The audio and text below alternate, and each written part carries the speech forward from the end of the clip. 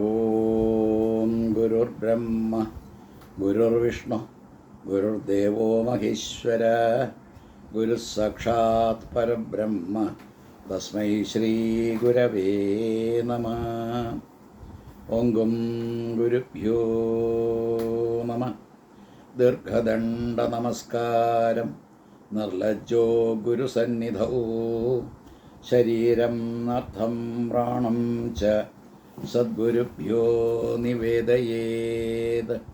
ഓം ഗുരുഭ്യോ നമഃ. ഓം ഗം ഗണപതയേ നമഃ. ഓം സം സരസ്വത്യൈ നമഃ. ഓം യാം വേദവ്യാസായ നമഃ. ഓം നമോ ഭഗവതേ ദക്ഷിണാമൂർത്തയേ. മഹ്യം മേധാം പ്രജ്ഞാം പ്രയച്ഛ സ്വാഹ. ഓം ബാലരവിദ്യുതിബിന്ദുകിരീടാം തുംഗകുജം നയനത്രയയുക്താം സ്മേരമുഖിം വരദാങ്കുശപാശാം ഭീതിഹരാം പ്രഭജേത് ഭുവനേശിം.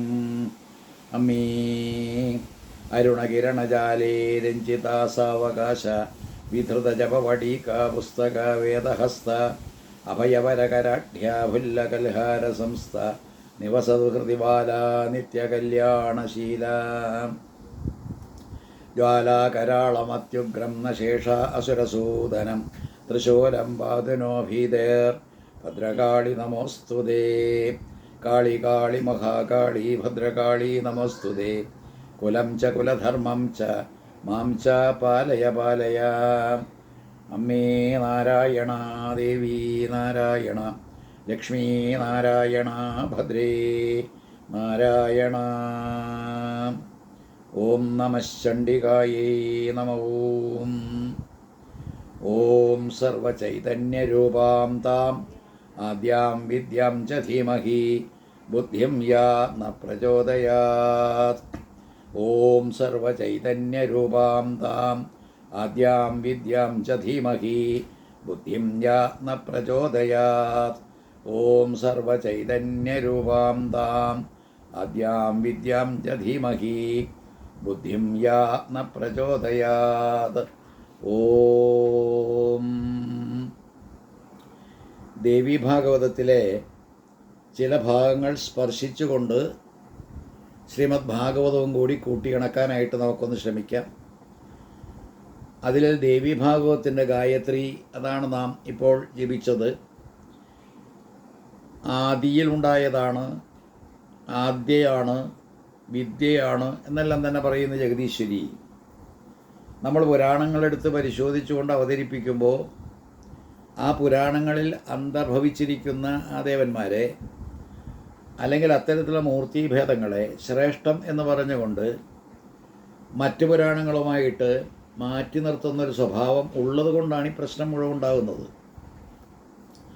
ഇവിടെയും സർവചൈതന്യരൂപം താം ആദ്യം വിദ്യാം ച ധീമഹി എന്ന് പറയുമ്പോൾ അതിലടങ്ങാത്തതായിട്ട് യാതൊന്നുമില്ല. ആദ്യ എന്ന് പറയുമ്പോൾ പ്രകൃതി പുരുഷനിൽ നിന്ന് ആദ്യം ഉത്ഭവിച്ചത്, വിദ്യ എന്ന് പറയുമ്പോൾ നമ്മളെ കരകയറ്റുന്നത്, ഇതെല്ലാമാണല്ലോ എല്ലായിടത്തും പറയുന്നത്.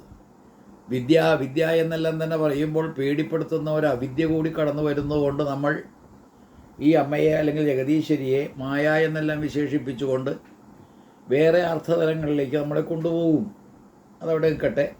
അപ്പോൾ ഏതായാലും ആദ്യം വിദ്യാം ച ധീമഹി ബുദ്ധിം യാ ന പ്രചോദയാൽ, ബുദ്ധിയെ പ്രചോദിപ്പിക്കാനല്ലേ പറഞ്ഞത്.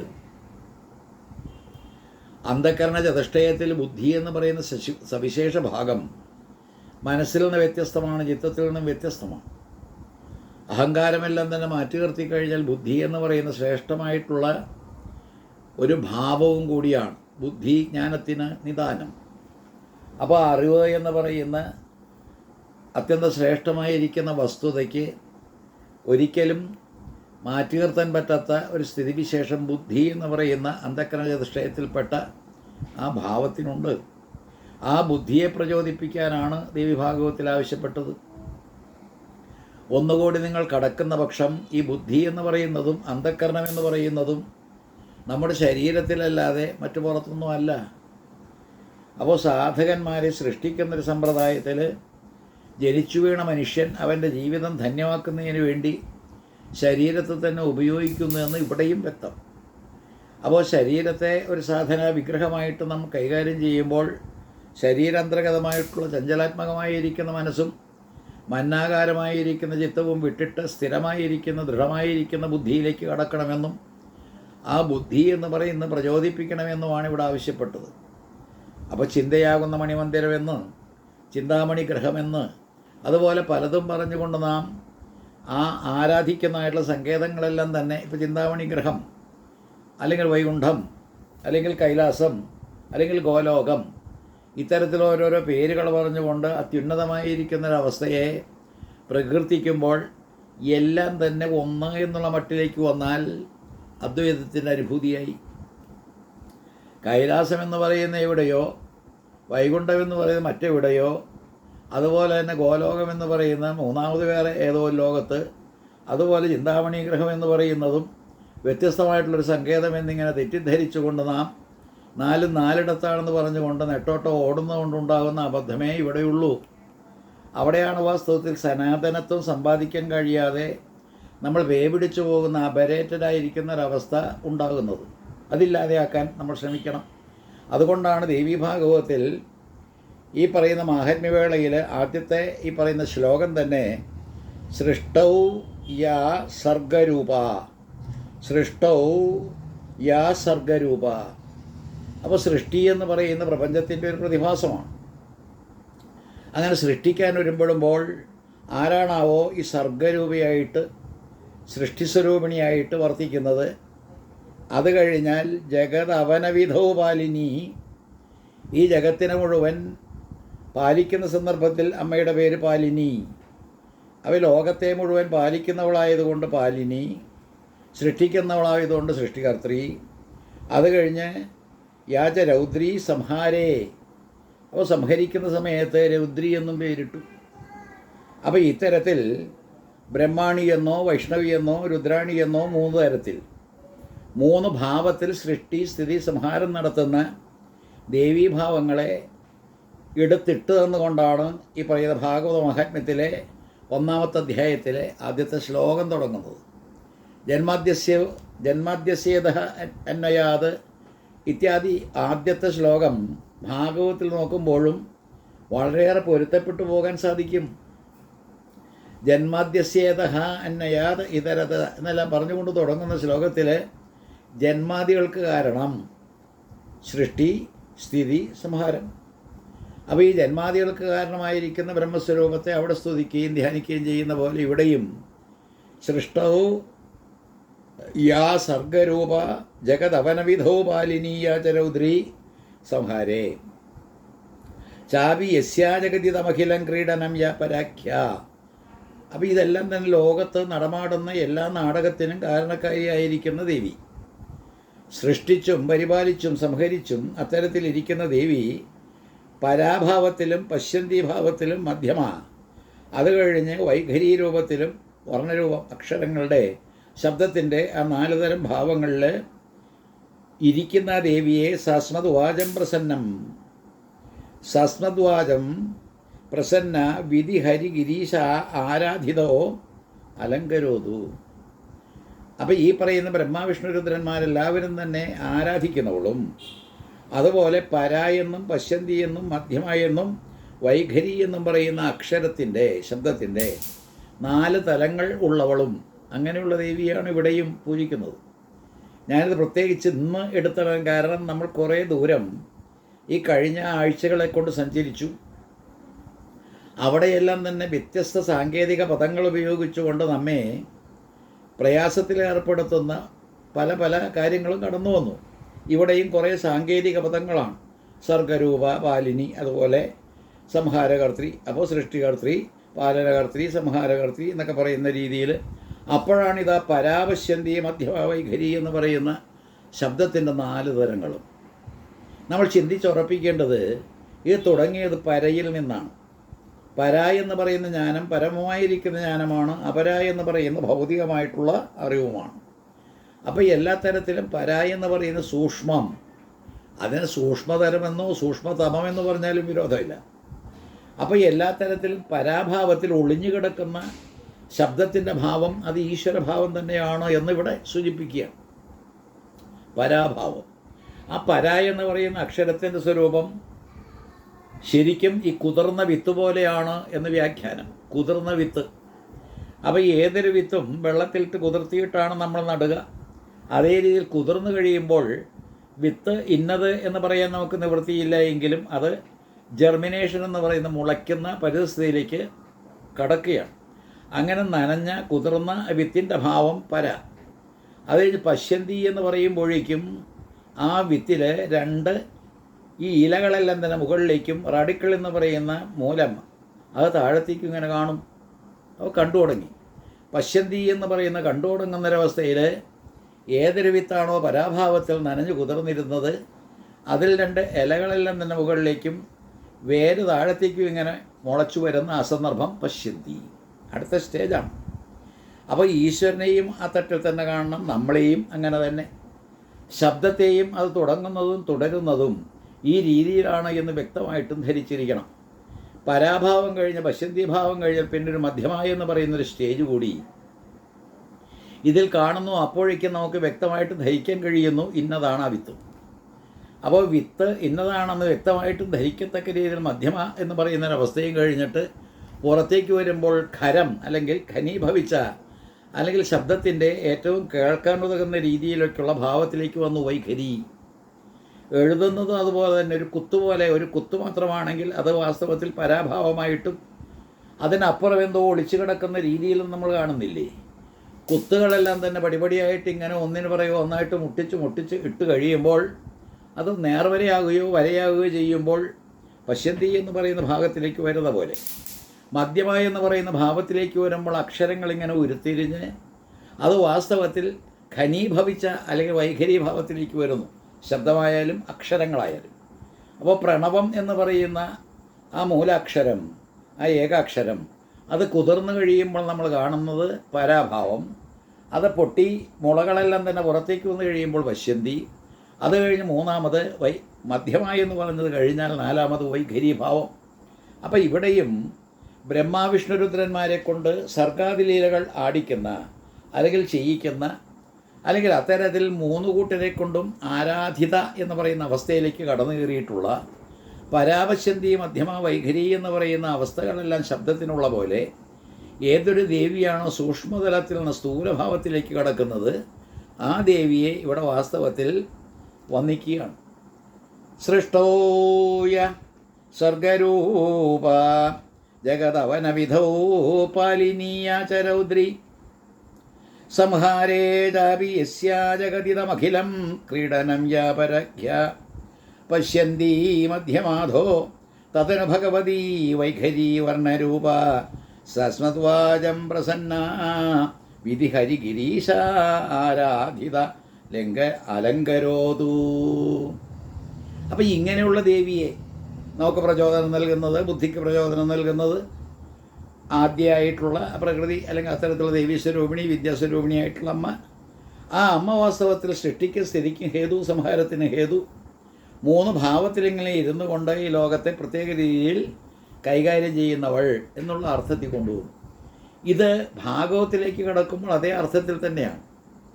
എന്തെല്ലാം സംഗതികളാണോ ഇവിടെ നടക്കുന്നത് അതിനെല്ലാം തന്നെ കാരണമായിരിക്കുന്ന ആ സത്യത്തെ ഇവിടെ ഈ സത്യമല്ലാതെ മറ്റേ യാതൊന്നുമല്ല. കാരണം എന്ത്, ഈ അമ്മയെ സംബന്ധിച്ചിടത്തോളം സത്യമാകുന്ന ഭാവമല്ലാതെ സത്യസ്വരൂപിണി എന്നുള്ള രീതിയല്ലാതെ മറ്റേ യാതൊന്നുമില്ല. ഇവിടെയും സൃഷ്ടിസ്ഥിതി സംഹാരം എന്ന് പറയുന്ന ലീലകളല്ലാതെ അല്ലെങ്കിൽ പരാപശ്യന്തി മധ്യമ വൈഖരി എന്ന് പറയുന്ന ഭാവങ്ങളല്ലാതെ മറ്റേ യാതൊന്നുമില്ല. കഴിഞ്ഞ ദിവസം സൂചിപ്പിച്ച പോലെ സൂക്ഷ്മത്തിൽ നിന്ന് സ്ഥൂലത്തിലേക്കും സ്ഥൂലത്തിൽ നിന്ന് സൂക്ഷ്മത്തിലേക്കും അങ്ങോട്ടും ഇങ്ങോട്ടും ഒഴുകിടക്കുന്നൊരു ആധ്യാത്മിക പരിവേഷം, അത്രയേ ഇതിനർത്ഥമുള്ളൂ. നമ്മൾ ജനിച്ച കാര്യമെല്ലാം തന്നെ പലവട്ടം പറഞ്ഞില്ലേ, സൂക്ഷ്മ തരത്തിൽ നിന്ന് പരാഭാവത്തിൽ നിന്നാണ് ഈ വൈഖരി ഭാവത്തിലേക്ക് വന്നത്. കാണാനുള്ള യോഗ്യത സ്ഥൂലീകരിക്കുമ്പോൾ മാത്രമേ ഉള്ളൂ, തടിച്ചു കൊഴുത്ത അവസ്ഥയിൽ. അതേപോലെ തന്നെ വൈഖരീഭാവം വന്നപ്പോൾ കൂടുതൽ പ്രകടമായി.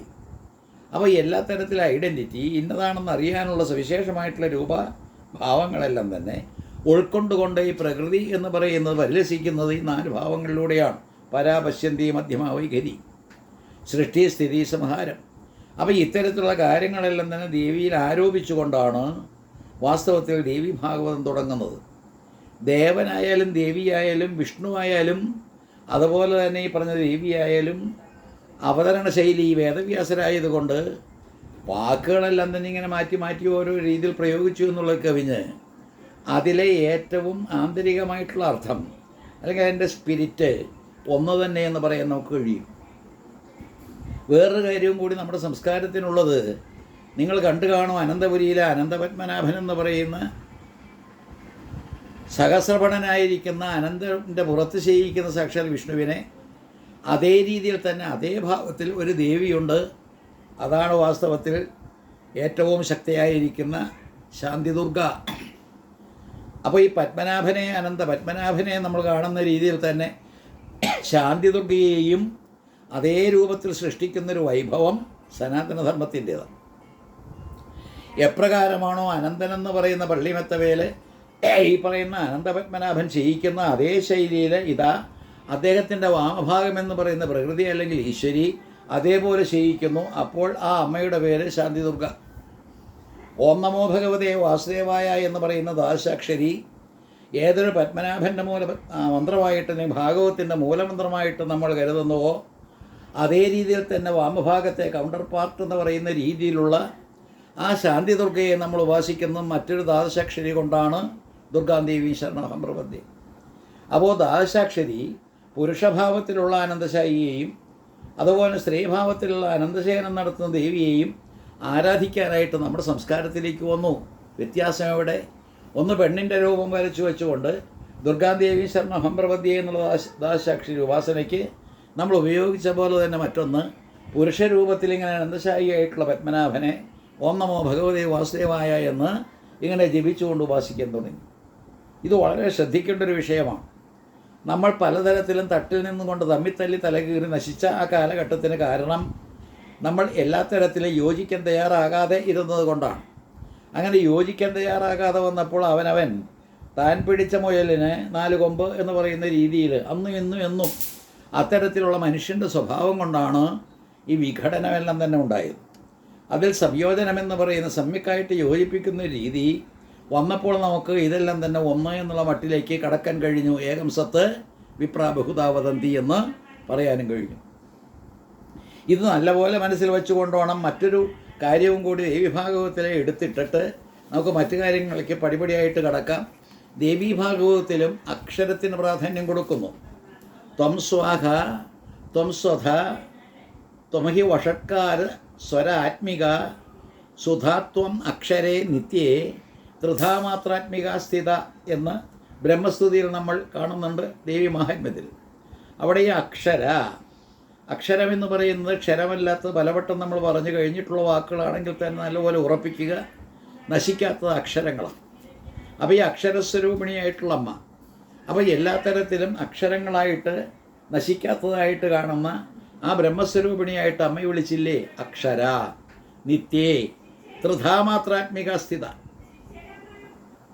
എല്ലാ തരത്തിലും ഓങ്കാരസ്വരൂപിണിയായിട്ടും നിത്യയായിട്ടും സ്വാഹയായിട്ടും സ്വധയായിട്ടും പ്രപഞ്ചം മുഴുവൻ നിറഞ്ഞുകൊള്ളുന്ന അക്ഷരസ്വരൂപിണിയാണ് അമ്മ എന്നുള്ളത് സപ്തമസ്കന്ധത്തിൽ ആ യോഗവിദ്യയെല്ലാം തന്നെ പറഞ്ഞു കൊടുക്കുന്ന അമ്മ തന്നെ അവതരിപ്പിക്കുന്ന രംഗമുണ്ട്.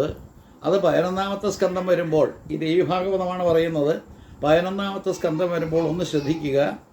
ആധാരേ ലിംഗനാഭൗ. കൂടുതൽ വിശദീകരണങ്ങൾ പിന്നെയും നമുക്ക് പഠിക്കാനായിട്ട് ശ്രമിക്കാം. ആധാരേ ലിംഗനാഭൗ പ്രകടിതഹൃദയേ താലുമൂലേ ലലാടേ ദ്വൈപത്രേ ഷോഡശാരേ ദ്വിദശദശതല ദ്വാദശാർദ്ധേ ചതുഷ്കേ വാസാംദേ ബാലമധ്യേ ഡഭകടസഹിതേ കണ്ഠദേശേ സ്വരാണാം ഹംക്ഷം തത്വാർത്ഥയുക്തം സകലദളഗതം വർണ്ണരൂപം നമാമി. എല്ലാ തരത്തിലും നമ്മുടെ ദൈവാധീനം അല്ലെങ്കിൽ ഈശ്വരാധീനം നമ്മൾ സമ്പാദിക്കുന്ന ഇത്തരത്തിലാണ്. ഇവിടെ ഒരു സനാതനത്വം എങ്ങനെയാണ് ഉണ്ടാകുന്നത്?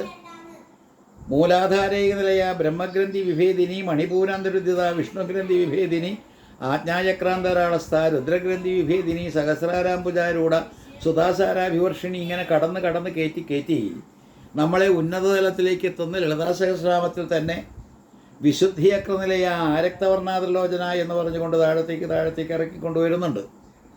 വിശുദ്ധി എന്ന് പറയുന്ന ചക്രം ജീവൻ എന്ന് പറയുന്ന ജീവാത്മാവിനെ പരമാത്മാവുമായിട്ട് യോജിപ്പിക്കുന്ന ശുദ്ധമാകുന്ന സങ്കേതമാണ് കണ്ഠപ്രദേശം.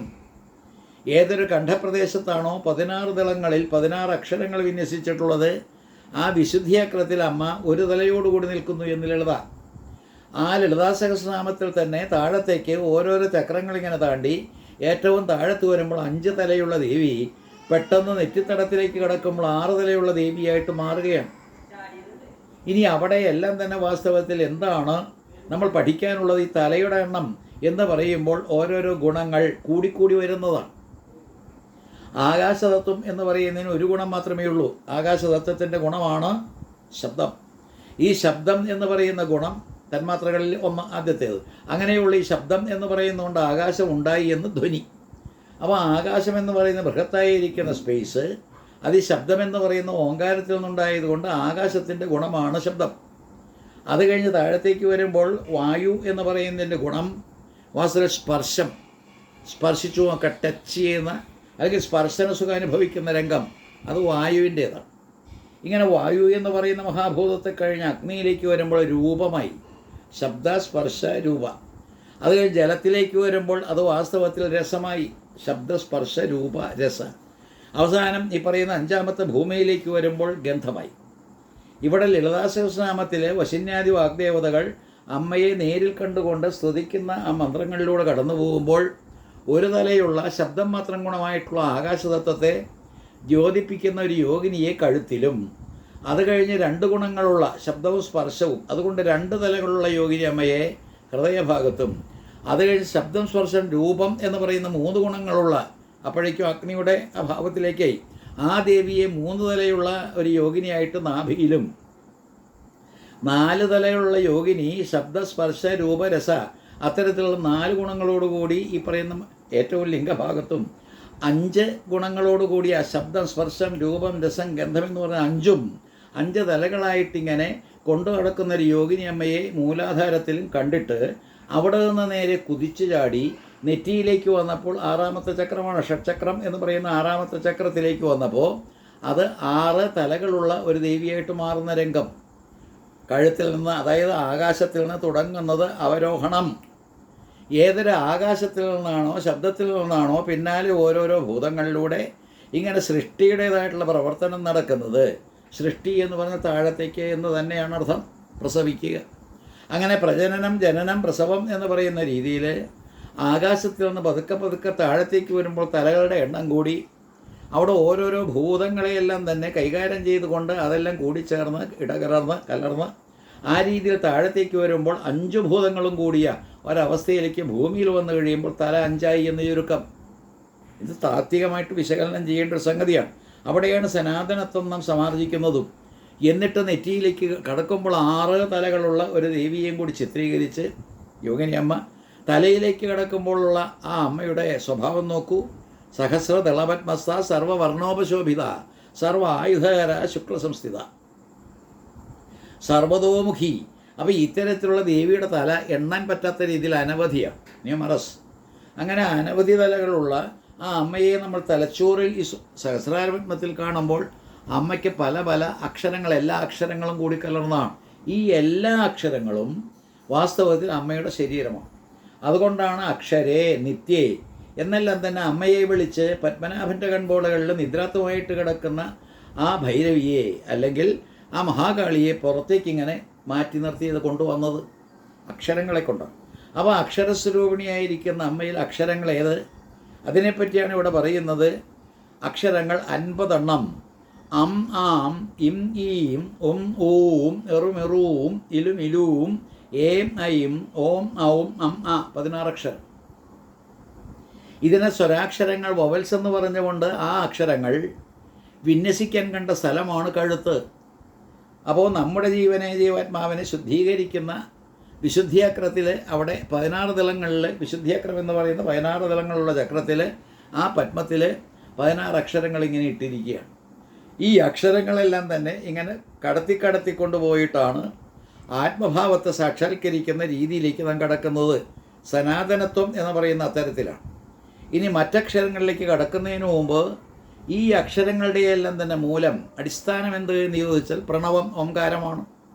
ഈ ഓംകാരം എന്ന് പറയുന്ന ശബ്ദബ്രഹ്മം അല്ലെങ്കിൽ ശബ്ദം, അതാണ് വാസ്തവത്തിൽ വിഘടിച്ച് അല്ലെങ്കിൽ അതെല്ലാം തന്നെ മാത്രകളായി അതിൻ്റെ ഘടകങ്ങളായിട്ട് ഇങ്ങനെ രൂപാന്തരപ്പെട്ടിട്ടാണ് ഈ അക്ഷരങ്ങൾ 50 ഉണ്ടായത്.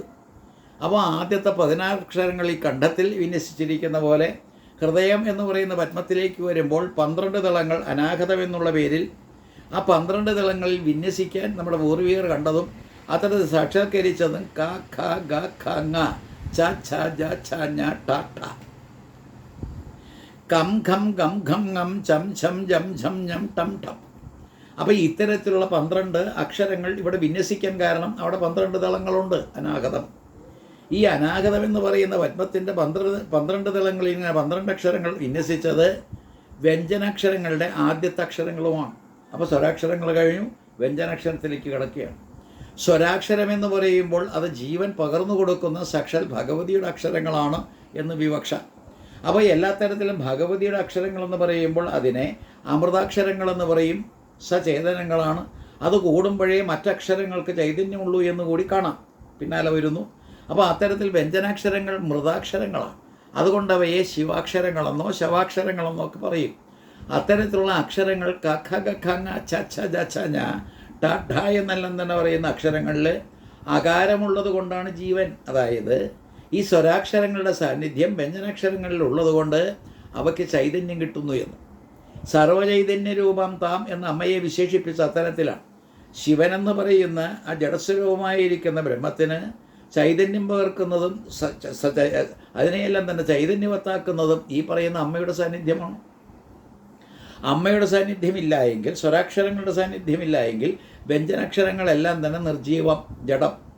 അപ്പോൾ മൃതമായിട്ടുള്ള അക്ഷരങ്ങൾക്ക് ശക്തി പകർന്നു കൊടുക്കുന്ന അമ്മയെയും കൂടി ഇവിടെ നമ്മൾ കൂട്ടത്തിൽ കാണുക. അത് വിശുദ്ധിയാക്രത്തിൽ.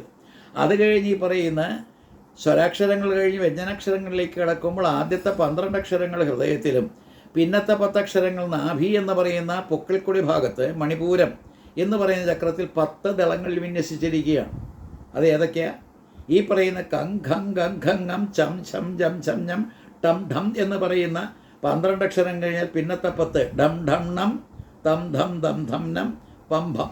ഇങ്ങനെ 12 അക്ഷരങ്ങൾ കഴിഞ്ഞിട്ട് പിന്നെ 10 അക്ഷരങ്ങൾ നാഭി പ്രദേശത്ത് അങ്ങനെ ഇട്ടു. അക്ഷരങ്ങളെ കൊണ്ട് കൊരുത്ത അക്ഷരമാലയെല്ലാം തന്നെ പ്രകടമാക്കിക്കൊണ്ട് തൻ്റെ ശരീരാന്തർഭാഗത്ത് ഇങ്ങനെ വിന്യസിച്ചിരിക്കുന്ന ആ രീതി അക്ഷരം എന്ന് പറയുന്ന ഒരവസ്ഥയിലേക്ക് നമ്മെ നയിക്കുകയാണ്. അക്ഷരം ക്ഷരമല്ലാത്തത്. ഇതാണ് സനാതനം.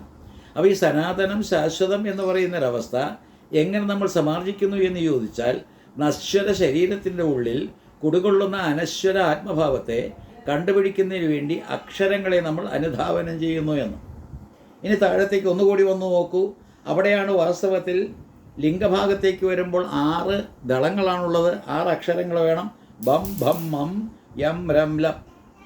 ഇത്തരത്തിൽ 6 അക്ഷരങ്ങൾ അവിടെ വിന്യസിച്ചതിന് ശേഷം ഏറ്റവും താഴത്ത് മൂലാധാരം എന്ന് പറയുന്ന ജനനേന്ദ്രിയത്തിനും ഗുദത്തിനും ഇടയ്ക്ക് അവിടെ 4 ദളങ്ങളിൽ വിന്യസിച്ചിരിക്കുന്ന വം ശം ഷം സം എന്ന് പറയുന്ന 4 അക്ഷരങ്ങളാണ്. ഈ പറയുന്ന വ്യഞ്ജനാക്ഷരങ്ങൾ കഴിഞ്ഞിട്ടില്ല. അവസാനത്തെ 2 അക്ഷരങ്ങൾ ഹം ഷം. അതിനെ വിന്യസിക്കാൻ കണ്ടത് ഈ പറയുന്ന 6ാമത്തെ ചക്രം എന്ന് പറയുന്ന ഭൂമധ്യത്തിലെ ആജ്ഞാചക്രത്തിലാണ്. 2 ദളങ്ങളാണ്. അങ്ങനെ ദളങ്ങൾ നമ്മൾ കൂട്ടി നോക്കുമ്പോൾ 16 + 12 + 10 + 6 + 4 + 2 എന്ന് പറയുന്ന 6 ആധാരങ്ങളിൽ, ഷഡാധാരങ്ങളിൽ മൊത്തം 50 അക്ഷരങ്ങൾ വിന്യസിച്ചിരിക്കുന്നു. ഏത് മുതൽ ഏതുവരേക്ക്? ആ മുതൽ ക്ഷ വരേക്ക്. ഇങ്ങനെയുള്ള കാര്യങ്ങളെല്ലാം തന്നെ ഒരു കുണ്ടലിനി സൂത്രം എന്നുള്ള രീതിയിൽ ദേവി ഭാഗവത്തിൽ കാണുന്നുണ്ട്. ഇത് പറഞ്ഞ് വീണ്ടും കടക്കുന്നതിന് മുമ്പ് ഒന്നുകൂടി നമുക്ക് ശ്രീമദ് ഭാഗവത്തിലേക്ക് വരാം. അവിടെയും വാസ്തവത്തിൽ ദ്വന്ദ്വാരി എന്ന് പറയുന്ന ദുർമൃതി പ്രേതത്തിൻ്റെ മോചനം അത് അടിസ്ഥാനമാണ്. ഭാഗവത്തിൻ്റെ ലക്ഷ്യമെന്താണെന്ന് വ്യക്തമാക്കുന്ന പത്മപുരാണാന്തർഗതമായിരിക്കുന്ന മാഹാത്മ്യത്തിൽ അവിടെയും ഷഡാധാരങ്ങൾ മുറിച്ച് കിടക്കുന്ന പ്രേതത്തെ കാണാം. ഈ ഷഡാധാരങ്ങൾ മുറിച്ച് കിടക്കുമ്പോൾ എന്താണ് സംഭവിക്കുന്നതെന്ന് ഈ ദേവി ഭാഗവത്തിൽ വ്യക്തമായിട്ട് പറഞ്ഞ അക്ഷരങ്ങളാണ്. ഈ അക്ഷരങ്ങൾ കണ്ടുപിടിക്കാനായിട്ട് അകത്തേക്ക് കിടക്കുക എന്ന്. ഭാഗവതം വായിച്ചു പഠിക്കുമ്പോഴും ദേവി ഭാഗവതം വായിച്ചു പഠിക്കുമ്പോഴും നമ്മളെല്ലാവരും തന്നെ ഊന്നൽ കൊടുക്കുന്നത് അക്ഷരങ്ങൾക്കാണ്. അക്ഷരങ്ങൾ എന്ന് പറയുന്നതിനെ കൊണ്ട് ഉണ്ടാക്കിയ ബ്രഹ്മതത്വമല്ലാതെ ആ ഈശ്വര ചിന്തയല്ലാതെ മറ്റ് യാതൊന്നും നമുക്കില്ല എന്ന് ജ്ഞാനത്തിൻ്റെ പാതയാണ്. ഇത്തരത്തിലുള്ള ഷടാധാരങ്ങൾ 6ലും മൊത്തം 50 ദളങ്ങളിലായിട്ട് 50 അക്ഷരങ്ങളെ ആ മുതൽ ക്ഷ വരേക്കുള്ള അക്ഷരങ്ങളെ നമ്മൾ വിന്യസിച്ചതാണ് ലളിതാ സഹസ്രനാമത്തിലും 6 ആധാരചക്രങ്ങൾ മുറിച്ചു കടന്ന് വിശുദ്ധിചക്രനിലയ ആരക്തവർണാതിർലോചന ഇത്യാദി ആ മന്ത്രങ്ങളിലൂടെ കടന്ന് സഹസ്രദളപത്മസ്ഥാ സർവവർണോ വിശോഭിത എന്ന് പറയുന്ന സ്ഥലത്തേക്ക് എത്തുമ്പോഴേക്ക് ഈ പറയുന്ന അക്ഷരങ്ങളുടെ എണ്ണം കൂടി അനവധി എന്ന് പറയുമ്പോൾ ഈ 50 അക്ഷരങ്ങൾ ഒന്നിച്ചവിടെ കാണാം. അപ്പോൾ എല്ലാ തരത്തിലും അക്ഷരങ്ങളെ കൂട്ടിപ്പിടിച്ചുകൊണ്ട് അക്ഷരങ്ങളുടെ സഹവാസം അത് ആഗ്രഹിച്ചുകൊണ്ട് നമ്മൾ ചെയ്യുന്നൊരു പ്രവൃത്തി അത് കുണ്ടലിനി വിദ്യയാണ്. പ്രത്യേകിച്ച് സുഷുമ്നാകാന്ഡത്തിലൂടെ സഞ്ചരിക്കുന്ന നമ്മുടെ ആത്മവിദ്യ അല്ലെങ്കിൽ അത്തരത്തിൽ പോകുന്നൊരു സാധകൻ നേടുന്നത് അക്ഷരങ്ങളെ പെറുക്കിയെടുത്തുകൊണ്ടുള്ളൊരു യാത്രയാണ്. അക്ഷരങ്ങളെല്ലാം തന്നെ ഉള്ളിലുള്ളതിനെ സ്വീകരിച്ചുകൊണ്ടുള്ള യാത്രയാണ്. അക്ഷരമില്ല എങ്കിൽ നമ്മളെല്ലാവരും തന്നെ നിരക്ഷരരായി കഴിഞ്ഞാൽ വളരെയേറെ ശോചനീയമാണ് അവസ്ഥ. നിരക്ഷര കുക്ഷികൾ എന്ന് പറയുമ്പോൾ അക്ഷരമറിഞ്ഞുകൊണ്ടാത്തവർ ആത്മവിദ്യയ്ക്ക് യോഗ്യരല്ല. അക്ഷരമുള്ളവനെ ദേവീഭാഗവതമാണ് പറഞ്ഞു പഠിപ്പിച്ചത് സാക്ഷര. സാക്ഷര എന്ന് പറയുന്ന ലിറ്ററേറ്റ് എന്നുള്ള ആംഗലേയ പദത്തിൻ്റെ ശരിക്കുള്ള ആ സംസ്കൃത പദം സാക്ഷര, അക്ഷരത്തോടു കൂടി. അപ്പോൾ ഈ അക്ഷരത്തോടു കൂടിയിട്ടുള്ള നമ്മൾ സാക്ഷരന്മാരാകുമ്പോൾ ലിറ്ററേറ്റ് ആകുമ്പോൾ ശ്രേഷ്ഠമതികളാണ്. പക്ഷേ അക്ഷരമില്ലാത്തവനെ ദേവീഭാഗവതം വിളിച്ചത് സാക്ഷര, അത് തിരിച്ചു ചൊല്ലി രാക്ഷസ. ചിന്തിക്കാനുള്ള നമ്മളെല്ലാവരും തന്നെ ഉറക്കെ ചിന്തിക്കാനുള്ള ഒരു വിദ്യയാണ് അവിടെ ഇട്ടുതന്നത്. ഈ പറയുന്ന 50 അക്ഷരങ്ങളെ അനുധാവനം ചെയ്തുകൊണ്ട് അത്തരത്തിലുള്ള ഒരു ആത്മമാർഗത്തെ അന്വേഷണം ചെയ്യുന്ന ആധ്യാത്മികത അത് നമ്മൾ കൈകാര്യം ചെയ്തില്ല എങ്കിൽ, അക്ഷരങ്ങൾ അഭ്യസിച്ചില്ല എങ്കിൽ, നമ്മൾ അക്ഷരമില്ലാത്തവരാകുമ്പോൾ നിരക്ഷരരാകുമ്പോൾ നമ്മുടെ പേര് സാക്ഷര എന്നല്ല രാക്ഷസ. ആലോചിച്ച് നോക്കൂ, വളരെ രസകരമായിട്ടുള്ള പ്രയോഗം. അപ്പോൾ എല്ലാ തരത്തിലും അക്ഷരങ്ങളുടെ പ്രാമുഖ്യവും പ്രാധാന്യവും ഏതൊരക്ഷരങ്ങളാണോ നമ്മളെ ചൈതന്യവത്താക്കുന്നത്, ഏതൊരക്ഷരങ്ങളാണോ നമ്മളെ സനാതനമാക്കുന്നത്, ശാശ്വതമാക്കുന്നത്, അനശ്വരമാക്കുന്നത്, ആ അക്ഷരങ്ങളെ കൊണ്ടാണ് ദേവീഭാഗവത്തിൽ പലയിടത്തായിട്ട് ഇങ്ങനെ തപ്പി നോക്കിയാൽ കിട്ടുന്ന ഈശ്വരതത്വം ഒളിഞ്ഞു കിടക്കുന്നത്. അത് ദേവീഭാഗവത്തിലുള്ള കൂട്ടുകാരെ ഭാഗവത്തിലും കാണാം. 7 ദിവസക്കാലം കൊണ്ട് നമ്മൾ താണ്ടുന്ന ആ ചക്രങ്ങളെയെല്ലാം തന്നെ ഭേദിച്ചുകൊണ്ട് എത്തിച്ചേരുന്ന തലച്ചോറിൽ കടന്നു കഴിഞ്ഞിട്ട് അവിടെ നിന്നും കടന്നു പോകുന്ന രീതിയിലേക്ക് വരുമ്പോൾ ഉണ്ടാകുന്ന അനുഭൂതി രസം. ഏതായാലും ഇതൊന്ന് ശ്രദ്ധിച്ചു നോക്കൂ. ആധാരേ ലിംഗനാഭൗ പ്രകടിത ഹൃദയേ താലുമൂലേലാടേ ദ്വൈപത്രേ ഷോഡശാരേ ദശദള ദ്വാദശാർദ്ധേ ചതുഷ്കേ. ആദ്യം തന്നെ ഈ പറയുന്ന കമലങ്ങളുടെ, താമരപ്പൂക്കളുടെ അല്ലെങ്കിൽ ചക്രങ്ങൾ എന്ന് പറയുന്ന ആ പത്മങ്ങളുടെ പേരുകൾ പറഞ്ഞു. ആധാരേ, ആധാരമെന്ന് പറയുമ്പോൾ മൂലാധാരം ജനനേന്ദ്രിയത്തിനും കുതത്തിനും ഇടയ്ക്ക്. ലിംഗനാഭൗ, അത് കഴിഞ്ഞ് ലിംഗപ്രദേശമാണ് സ്വാധിഷ്ഠാനം. നാഭി എന്ന് പറയുന്ന മണിപൂരം. പ്രകടിത ഹൃദയേ അനാഹതം. താലുമൂലേ, ഈ കഴുത്ത്, ഈ പറയുന്ന താലുക്കളുടെ കഴുത്ത് എന്ന് പറയുന്ന ഭാഗം വിശുദ്ധി. അത് കഴിഞ്ഞ് ലലാടേ എന്ന് പറയുമ്പോൾ നേരെ ഈ പറയുന്ന ഭ്രൂമധ്യം. അങ്ങനെ എല്ലാ തരത്തിലും 6 ചക്രങ്ങളായി. ആധാരം, ലിംഗഭാഗം, നാഭിപ്രദേശം, ഹൃദയഭാഗം, താലുമൂലം, ലലാടം. മൂലാധാരം, സ്വാധിഷ്ഠാനം, അത് കഴിഞ്ഞ് മണിപൂരം, അത് കഴിഞ്ഞ് അനാഹതം, വിശുദ്ധി, ആജ്ഞ. അപ്പോൾ ഇങ്ങനെയുള്ള 6 സങ്കേതങ്ങളെ സൂചിപ്പിച്ചുകൊണ്ടാണ് നല്ലൊരു രംഗം സൃഷ്ടിക്കുന്നുണ്ട് അവിടെയും ഇവിടെയുമായിട്ട് ദേവീഭാഗവതം. അതുപോലെ ഭാഗവത്തിലൂടെയും നമ്മൾ കടന്നു കയറുന്ന ഇത്തരത്തിലാണ്. കടന്നു കയറുന്നതാണ് ആത്മവിദ്യ. ആരോഹണം എന്ന് പറയുന്നതാണ് ആത്മവിദ്യ. ഭൗതിക തലത്തിലേക്കുള്ള വരവ് അത് കയറലല്ല, അത് ഇറങ്ങലാണ്. അവരോഹണം എന്ന് പറയാം. അപ്പോൾ എല്ലാ തരത്തിലും അവരോഹണത്തെ അധപ്പതനമെന്ന് വിശേഷിപ്പിക്കാം. മറ്റേതിന് വാസ്തവത്തിൽ ഊർധ്വഗതി എന്നും പറയാം. അപ്പോൾ അധോഗതി, ഊർധ്വഗതി എന്ന് പറയുന്ന 2 ഗതി, മുകളിലേക്കും താഴത്തേക്കും പോകുന്ന രീതി, അതെല്ലാം തന്നെ ഇതിലൂടെയാണ്. അതിനുള്ള കോണിപ്പടികളോ ഏണിപ്പടികളോ ആണ് ഈ പറയുന്ന ഷഡ്ചക്രങ്ങളെല്ലാം. അങ്ങനെ 6 സങ്കേതങ്ങളെപ്പറ്റി പറഞ്ഞിട്ട് ദ്വൈപത്രേ, അവിടെയുള്ള പത്രങ്ങൾ അല്ലെങ്കിൽ ദളങ്ങളെപ്പറ്റി പറയുകയാണ്. 2 പത്രം. അതുപോലെ ഷോഡശാരേ 16 ദളങ്ങൾ. ദ്വിദശ ദശദള, അപ്പോൾ ദ്വിദശ 12ഉം അതുപോലെ തന്നെ 10ഉം. അതുപോലുള്ള ദളങ്ങൾ കഴിഞ്ഞിട്ട് ദ്വാദശാർദ്ധേ 12. ഇതെല്ലാം തന്നെ വന്നിട്ട് എന്ത് ചെയ്യുന്നു? ചതുഷ്കേ 4 എന്ന് പറയുന്നതിലേക്കും. അപ്പോൾ 4 എന്ന് പറയുന്ന മൂലാധാരവും 6 എന്ന് പറയുന്ന ഈ പറയുന്ന സ്വാധിഷ്ഠാനവും 10 എന്ന് പറയുന്ന മണിപൂരവും 12 എന്ന് പറയുന്ന ഹൃദയവും അതുപോലെ ഷോഡശാരം അല്ലെങ്കിൽ ഷോഡശം എന്ന് പറയുന്ന 16 ദളങ്ങളുള്ള വിശുദ്ധിചക്രവും 2 എന്ന് പറയുന്ന ആജ്ഞാചക്രവും ഇവിടെ സൂചിപ്പിച്ചു. ആധാരേ ലിംഗനാഭവും പ്രകടിത ഹൃദയേ നാലുമൂലേ ലലാടെ ദ്വൈപത്രേ ഷോഡശാരേ ദിദശദള ദശദള ദ്വാദശാർദ്ധേ ചതുഷ്കേ അക്ഷരങ്ങൾ. വാസാന്തേ വം ശം ഷംസം, ഇതാണ് 4 അക്ഷരങ്ങൾ. ആദ്യത്തേത് വം ശം ഷംസം വ്യഞ്ജനാക്ഷരങ്ങളിൽപ്പെട്ടത്. ആ 4 ഏറ്റവും താഴത്ത്. വം ശം ഷംസം വാസാന്തേ. ബാലമധ്യേ ബം ഭം മം യം രം ലം. നല്ലപോലെ ശ്രദ്ധിക്കണം ഈ ശ്ലോകവും അതിലടങ്ങിയിരിക്കുന്ന അക്ഷരങ്ങളും. ബം ഭം മം യം രം ലം, അതും ഈ പറയുന്ന വ്യഞ്ജനാക്ഷരങ്ങളിൽ ഏറ്റവും താഴത്തുള്ളതിന് മുമ്പുള്ളത് 6 അക്ഷരങ്ങൾ. അത് കഴിഞ്ഞിട്ട് ഡഭ കടസഹിതേ ഡഭ ഡഠന ദധന പഭ, ഇത്രയും 10 ദളങ്ങൾ എപ്രകാരമാണോ വിന്യസിച്ചിരിക്കുന്ന മണിപൂരത്തിൽ അതും പറഞ്ഞു. കഠ സഹിതേ കാഠ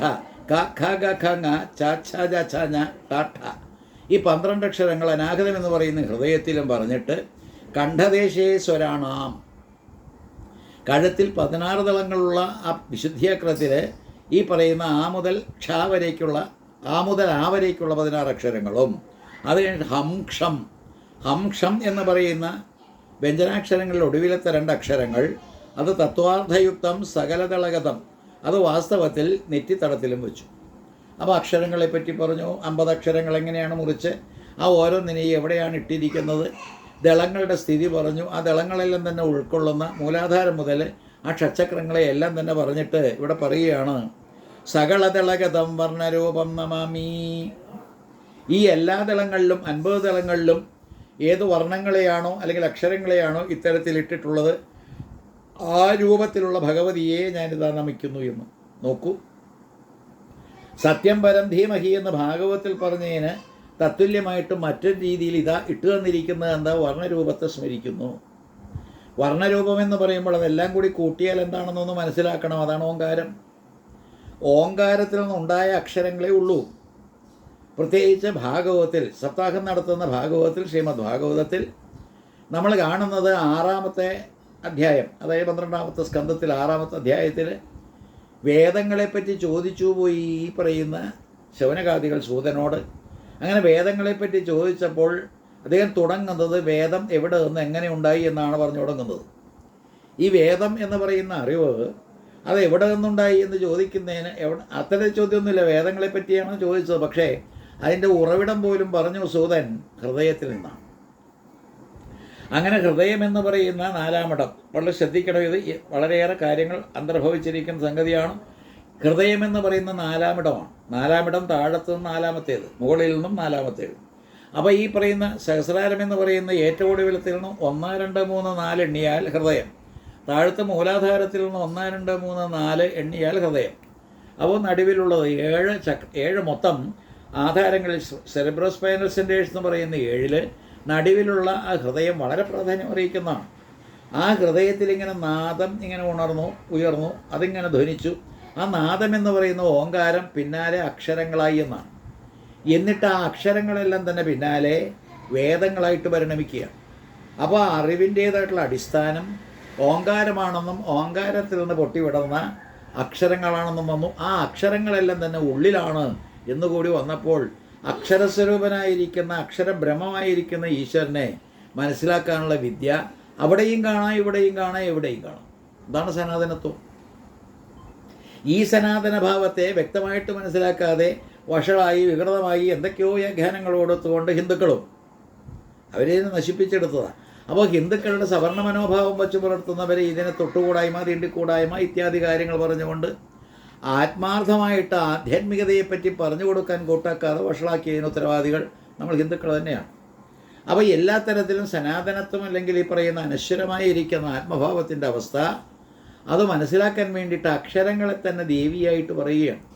അതാണല്ലോ ത്വം സ്വാഹ ത്വം സ്വധ ത്വം ഹി വഷക്കാര സ്വരാത്മിക സുധ ത്വം അക്ഷരേ നിത്യേ. അക്ഷര. അപ്പോൾ എല്ലാ തരത്തിലും ഈ അക്ഷരസ്വരൂപിണിയായിരിക്കുന്ന ക്ഷരമല്ലാത്തത്, അതുള്ളപ്പോൾ കിട്ടുന്ന സാക്ഷരത, അതുള്ളപ്പോൾ ഉണ്ടാകുന്ന ആധ്യാത്മികതയുടെ ശക്തമായിരിക്കുന്ന പരിവേഷം, ഇതെല്ലാം തന്നെ 2 ഭാഗവത്തിലും കാണാം. ജ്ഞാനിയാകുക. അറിവ് സമ്പാദിക്കുക, അക്ഷരങ്ങളുടെ ഉടമയായിത്തീരുക. അക്ഷരങ്ങളെയെല്ലാം തന്നെ വേണ്ട രീതിയിൽ കൈകാര്യം ചെയ്തുകൊണ്ട് വിദ്യ, അത് അപരോക്ഷാനുഭൂതി, പരോക്ഷമല്ല, അപരോക്ഷാനുഭൂതിയുടെ അങ്ങേയറ്റത്തെ അവസ്ഥയിലേക്ക് കടന്നു കയറുക. ഇതെല്ലാം തന്നെ രണ്ട് ഭാഗവത്തിലും കാണാം. അപ്പോൾ ഇവിടെയും വാസ്തവത്തിൽ ഈ ശ്ലോകം, ഞാൻ 11ാമത്തെ സ്കന്ധത്തിലെ ശ്ലോകമാണ് ഇത് ഇവിടെ ഉരുവിടുന്നത് എങ്കിൽ തന്നെ ഇത് അടിസ്ഥാനപരമായിട്ട് നാം ആദ്യം ഗ്രഹിക്കേണ്ട സംഗതിയാണ്.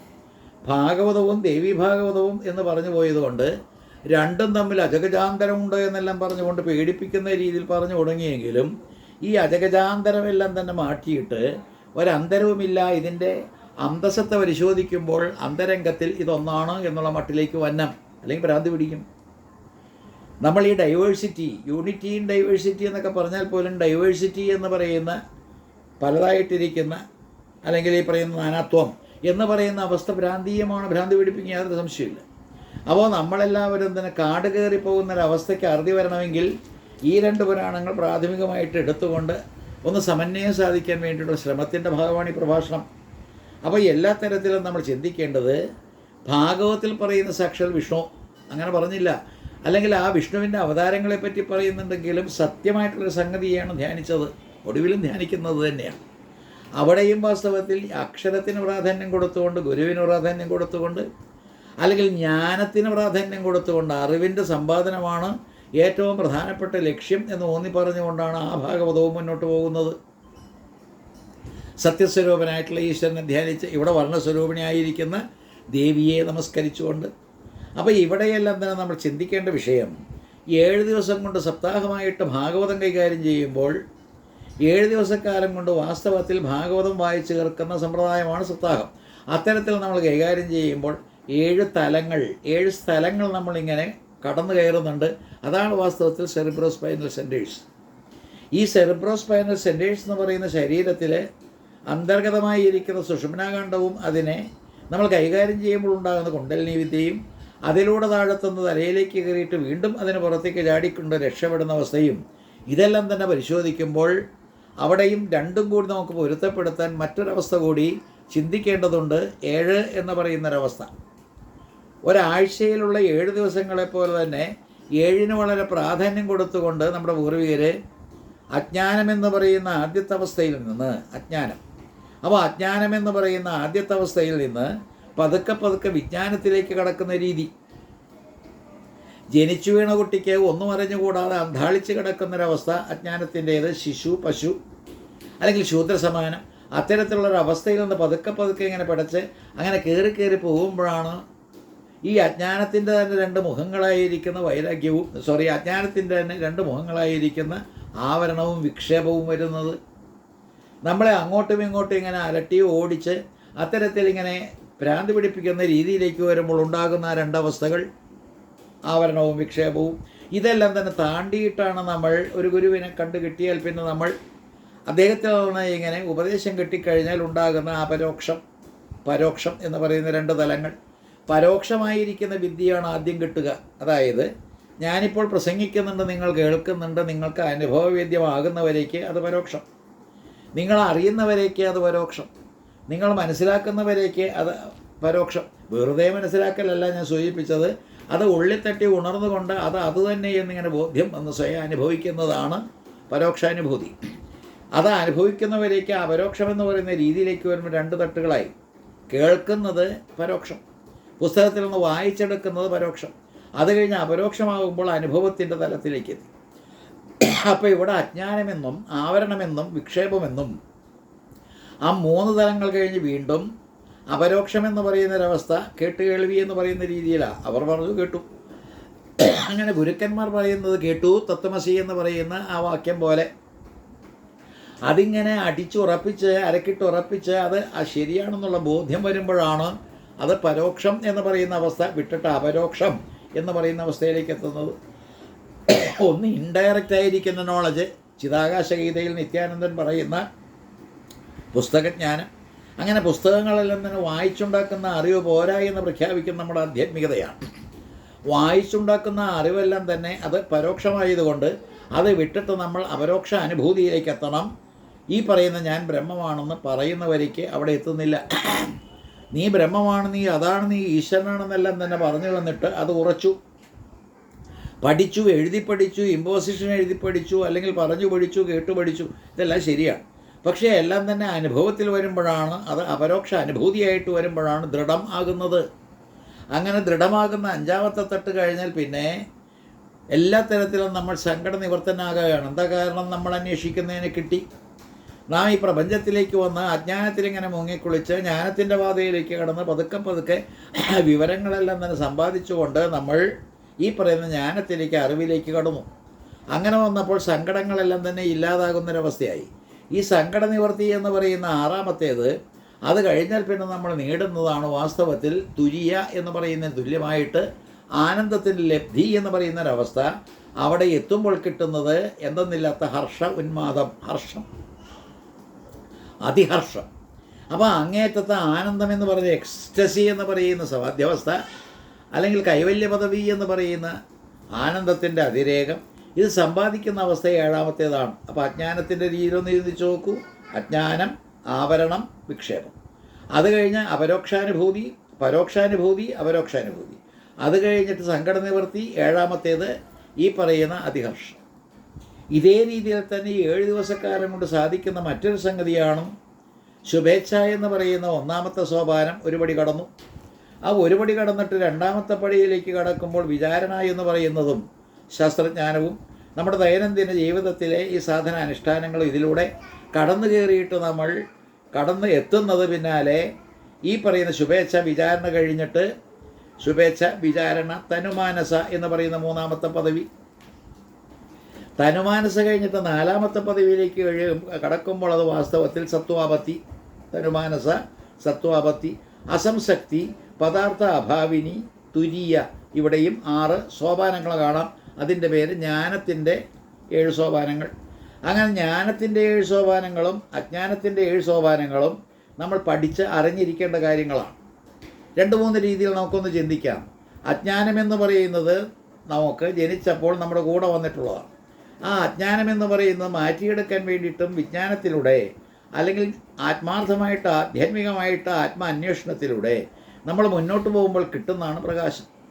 ഈ പ്രകാശത്തിൻ്റെ പാതയിലൂടെ സഞ്ചരിച്ചിട്ട് പ്രകാശം കിട്ടുന്നവരേക്ക് നമ്മൾ നിൽക്കാതിരിക്കുക എന്ന് പറയുന്നത് പ്രാഥമികമായിരിക്കുന്നൊരാവശ്യമാണ്. അപ്പോൾ അത് വാസ്തവത്തിൽ അജ്ഞാനത്തിൻ്റെ ആ പാത കൊണ്ടുചെന്നെത്തിക്കുന്നതും അതിഹർഷത്തിലാണ്. വിജ്ഞാനത്തിൻ്റെ പാത ശുഭേച്ഛ മുതലായത് അതും കൊണ്ടുചെന്നെത്തിക്കുന്നത് ഈ പറയുന്ന തുരീയയിലാണ്. ശുഭേച്ഛ, വിചാരണ, തനുമാനസ, സത്വാപത്തി, അസംസക്തി, പദാർത്ഥാഭാവിനി, തുരീയ.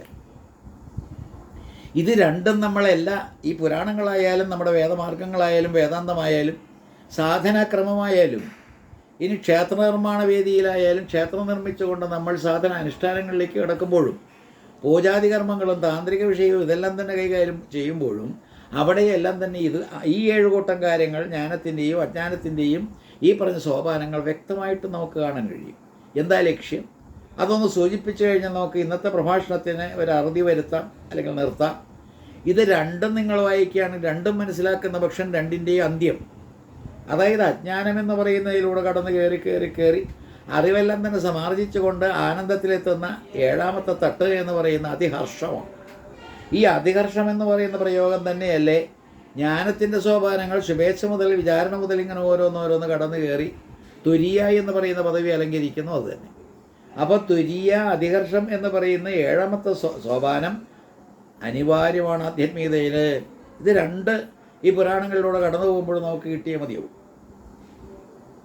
ഇവിടെ ഈ അക്ഷരബ്രഹ്മം എന്ന് പറയുന്ന ഈശ്വരനെ കണ്ടുപിടിക്കാൻ നമ്മൾ വളരെ ഉത്കടമായിട്ടുള്ള ഭക്തിയോ അല്ലെങ്കിൽ ജ്ഞാനമോ അല്ലെങ്കിൽ വൈരാഗ്യമോ ഇതെല്ലാം തന്നെ കൈകാര്യം ചെയ്തുകൊണ്ട് പോകുമ്പോൾ നമ്മൾ താണ്ടുന്ന സോപാനങ്ങൾ, ഓരോ ദിവസവും നമ്മൾ കടന്നു കയറുന്ന രീതി, ഇതാണ് വാസ്തവത്തിൽ ഈ പുരാണങ്ങളിലൂടെ ലക്ഷ്യമിടുന്നത്. ഒന്നുകൂടി വ്യക്തമാക്കാൻ ഞാൻ ആഗ്രഹിക്കുന്നത്, നമ്മുടെ സംസ്കാരത്തെ സനാതനമെന്ന് വിശേഷിപ്പിക്കാൻ കാരണം ചത്തുപോകുന്ന ശരീരം, ഇല്ലാതെയാകുന്ന ശരീരം, ജരാന്തരകൾ ബാധിച്ചുകൊണ്ട് നശിച്ചു പോകുന്ന ശരീരം, അങ്ങനെ നശ്വരമായിട്ടുള്ള ഈ ശരീരത്തെ മാറ്റി നിർത്തിയിട്ട് അനശ്വരമായിട്ടുള്ള ആത്മാന്വേഷണം നടത്തുമ്പോഴാണ് നമ്മുടെ സംസ്കാരം സനാതനമായത്. നമ്മുടെ സംസ്കാരത്തിലേക്ക് ഈ ശരീരത്തിൻ്റെ പ്രവണതകളും അല്ലെങ്കിൽ പ്രതിഭാസങ്ങൾ പ്രകൃതിയുടേത് ഇതെല്ലാം തന്നെ മാറ്റിവെച്ചുകൊണ്ട് അനശ്വരമായിരിക്കുന്ന ആത്മസ്വരൂപത്തെ സാക്ഷാത്കരിക്കുന്ന രീതിയിലേക്ക് കടന്നു വന്നപ്പോൾ നമ്മൾ എന്ത് ചെയ്തു? സത്യത്തെ അനാവരണം ചെയ്തു.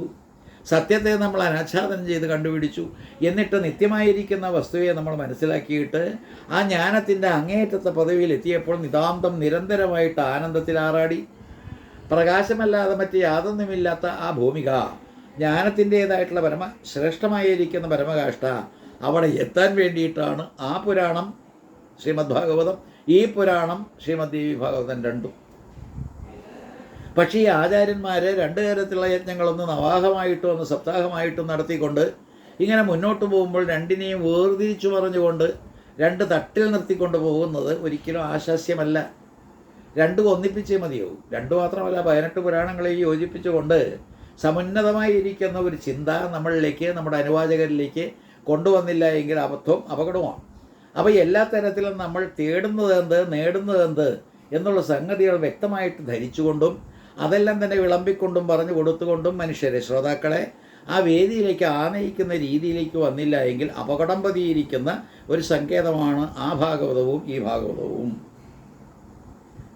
ആർഭാടപൂർണമായിരിക്കുന്ന സപ്താഹയജ്ഞവും അതുപോലെ നവാഹയജ്ഞവും നടത്തിക്കൊണ്ട് അത്തരത്തിൽ മനുഷ്യരെയെല്ലാം തന്നെ ഈ പ്രകടനത്തിലൂടെ പ്രഹസനത്തിലൂടെ ആകർഷിച്ചുകൊണ്ട് അവരെയെല്ലാവരെയും തെറ്റിദ്ധരിപ്പിച്ചുകൊണ്ട് ഭൗതികമായ നേട്ടങ്ങൾക്ക് ആ വഴിപാട് ഈ വഴിപാട് എന്ന് പറഞ്ഞുകൊണ്ട് അവരെ ബോധനം ചെയ്തുകൊണ്ട് അത്തരത്തിൽ എല്ലാ തരത്തിലും ഭ്രമിപ്പിച്ചുകൊണ്ട് ആശ കൊടുത്തുകൊണ്ട് അത്തരത്തിൽ പ്രവർത്തിക്കുന്നതൊക്കെ ഈ മായയ്ക്ക് അധീനമായിരിക്കുന്ന പ്രവൃത്തികളാണ്. അത് വാസ്തവത്തിൽ അരുതാത്തതുമാണ്. രണ്ട് ഭാഗവതവും കൈകാര്യം ചെയ്യുമ്പോൾ ഒന്ന് കുറച്ചുകൂടി ശക്തമാണ് ദേവീഭാഗവതം എന്ന് ഞാൻ പറയും. കാരണം അതിലടങ്ങിയിരിക്കുന്ന ക്രിയാഭാഗങ്ങളെല്ലാം തന്നെ വളരെ ഉത്കൃഷ്ടവും ഉജ്ജ്വലവുമാണ്. അപ്പോൾ ഇത്തരത്തിലുള്ള ക്രിയാമാർഗങ്ങളെയെല്ലാം തന്നെ പ്രയോഗിച്ചുകൊണ്ട് പ്രവൃത്തിനിരതനായിട്ടുള്ളൊരു വ്യക്തി അച്ഛന് മോക്ഷം കൊടുക്കാൻ യോഗ്യനാവുകയാണ്. ഒന്ന് ചിന്തിച്ചു നോക്കൂ. എപ്രകാരമാണോ ഞാൻ കഴിഞ്ഞ ദിവസം സൂചിപ്പിച്ചു എന്നാണ് എൻ്റെ ഓർമ്മ. ഗായത്രി നിഷ്ണാതനായിരിക്കുന്ന വിശ്വാമിത്ര മഹർഷി തനിക്ക് ഇഷ്ടനായിരിക്കുന്ന ത്രിശങ്കുവിനെ സ്വർഗത്തിലേക്ക് തൻ്റെ ഗായത്രി മന്ത്രത്തിൻ്റെ മഹിമ കൊണ്ട് സിദ്ധി കൊണ്ട് കയറ്റിവിടുമ്പോൾ തടസ്സം ചെയ്ത് ഇന്ദ്രനെ അതിക്രമിച്ചുകൊണ്ട് വേറൊരു സ്വർഗ്ഗലോകം ഉണ്ടാക്കണമെങ്കിൽ ആലോചിച്ചു. സ്വർഗത്തെ പ്രദാനം ചെയ്യാൻ എനിക്ക് കഴിയുമെന്ന് പറയുന്ന ഒരു കർമ്മിയുടെ, ഒരു യോഗിയുടെ, ഒരു സാധകൻ്റെ, ഒരു സിദ്ധൻ്റെ ആ ലക്ഷണവും കൂടി ഇവിടെ കാണുകയാണ്. മറ്റതങ്ങനെയല്ല. പരീക്ഷത്ത് സ്വന്തം കുത്തിയിരുന്നു കൊണ്ട് ആരുടെയും സഹായമില്ലാതെ, പല സഹായങ്ങൾ യാതൊന്നുമില്ല, തന്നെ നേടുന്ന മോക്ഷം അവിടെ കാണുമ്പോൾ ഇവിടെ മോക്ഷം കൊടുക്കുന്ന ജനമേജയൻ അതിനെ അവലംബിച്ച രീതി അത് വാസ്തവത്തിൽ സാർത്ഥകമാണ്. പലപ്പോഴും പല രീതിയിൽ വികൃതമായിട്ട് വ്യാഖ്യാനിക്കും. എന്നിട്ട് കുറ്റം പറയലെല്ലാം തന്നെ അവസാനിക്കുന്ന എവിടെയാണ്? സൂക്ഷ്മതലത്തിൽ കുത്തിയിരുന്നു കൊണ്ട് നമ്മൾ അന്വേഷണം നടത്തുമ്പോഴാണ്. അപ്പോൾ ഇവിടെ ഒരു കാര്യവും കൂടി നമ്മൾ സ്മരിക്കണം.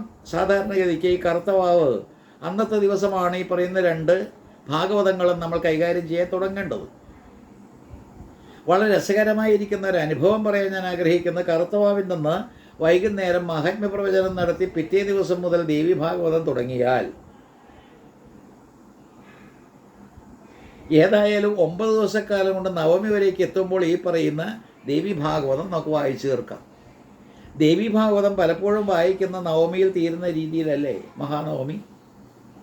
അപ്പോൾ അത്തരത്തിൽ നവമി എന്ന് പറയുന്ന 9 കലകളോടുകൂടി വർദ്ധിച്ചിരിക്കുന്ന ചന്ദ്രൻ്റെ ആ പ്രകൃതത്തിൽ നമ്മൾ ദേവി ഭാഗവതം കൈകാര്യം ചെയ്യുമ്പോൾ പിന്നീടുള്ളൊരു 7 ദിവസം ഒന്ന് കൂട്ടി നോക്കൂ. അപ്പോൾ ഇത്തരത്തിൽ 9 + 7 വരുമ്പോൾ 16 പൂർണ്ണ കലകളോടുകൂടി ഭാഗവതവും അവസാനിപ്പിക്കാം. ഇത് പൊരുത്തപ്പെടുത്തുന്ന രീതിയാണ്. ഈ രണ്ട് ഭാഗവത്തെയും പൊരുത്തപ്പെടുത്തി കഴിഞ്ഞാൽ അച്ഛനും മകനും തമ്മിൽ പൊരുത്തപ്പെടും. അവിടെ പരീക്ഷിത്തെന്ന് പറയുന്ന അച്ഛൻ സ്വയം മോക്ഷം കിട്ടിയെന്ന് അവകാശപ്പെടുമ്പോൾ അച്ഛന് കിട്ടിയില്ല മോക്ഷം എന്ന് പറഞ്ഞുകൊണ്ട് അച്ഛനോട് എന്തെന്നില്ലാത്ത പ്രീതിയോ സ്നേഹമോ ഭക്തിയോ ഒക്കെ വച്ചു പുലർത്തുന്ന ഈ ജനമേജയൻ നിർബന്ധമായിട്ട് മോക്ഷം കൊടുക്കാനൊരുങ്ങുന്നത് തമ്മിലിങ്ങനെ രസകരമായിട്ടുള്ളൊരു ബന്ധം സ്ഥാപിക്കുന്നത് ഇവിടെ കണ്ടുകൂടെ. അച്ഛനോടുള്ള അദമ്യമായിരിക്കുന്ന പ്രേമം, അല്ലെങ്കിൽ ഗുരുത്വം, അല്ലെങ്കിൽ അച്ഛനോട് തോന്നുന്ന അങ്ങേയറ്റത്തെ ഈ പറയുന്ന ഭക്തി ബഹുമാനം. അപ്പോൾ ഇതെല്ലാം തന്നെ യോജിപ്പിച്ചു കൊണ്ടുപോകുമ്പോൾ വളരെ ബുദ്ധിമുട്ടുണ്ട് യോജിപ്പിച്ചു കൊണ്ടുപോകാൻ. കാരണം എന്താ, രണ്ടിനെയും രണ്ട് തട്ടിലിങ്ങനെ നിർത്തിക്കൊണ്ടു പോകുന്നതാണ് ലാഭകരം.